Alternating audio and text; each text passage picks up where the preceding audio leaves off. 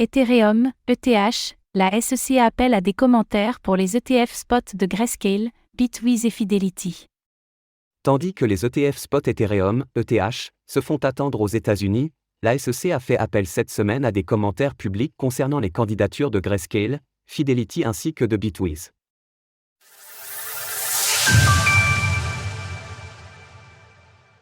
La SEC demande des commentaires sur les ETF spot Ethereum.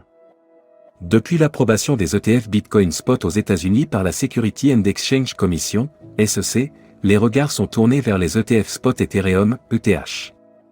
Tandis que plusieurs émetteurs ont déjà déposé leur candidature, l'éventuelle approbation de ces fonds pourrait encore se faire attendre. Et pour cause, la SEC a apporté cette semaine de nouveaux éléments aux demandes de Grayscale, Bitwiz ainsi que Fidelity, en demandant une période de commentaires publics. La commission publie cet avis pour solliciter des commentaires sur le changement de règles proposé de la part des personnes intéressées. La mention ci-dessus est ainsi présente sur les 3 documents que l'agence a publiés lundi au sujet desdits fonds. Cette période de commentaires doit maintenant durer 21 jours, à savoir jusqu'au 23 mars prochain.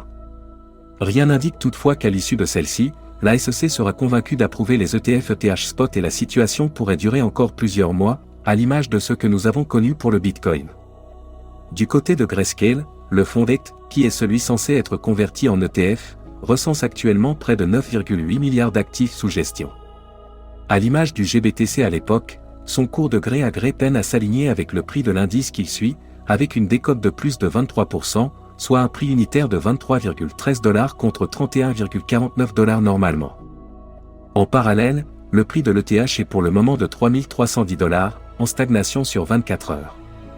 Pour ce qui est des ETF Bitcoin Spot, ceux-ci totalisent actuellement 55,6 milliards de dollars d'actifs sous gestion, soit 4,3% de la capitalisation du BTC. Source, SEC. Retrouvez toutes les actualités crypto sur le site cryptost.fr.